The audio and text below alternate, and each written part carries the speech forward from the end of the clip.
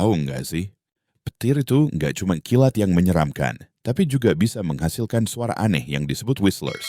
Suara ini terbentuk ketika petir melepaskan gelombang elektromagnetik ke atmosfer atas, yang kemudian terpental-pental di antara kutub magnet bumi. Yang bikin unik, suaranya kayak tiu, mirip siulan alien, dan cuma bisa didengar lewat alat khusus atau di area tertentu. Jadi, di balik badai yang mengerikan, ada lagu rahasia petir yang main di alam semesta. Seram, tapi keren kan?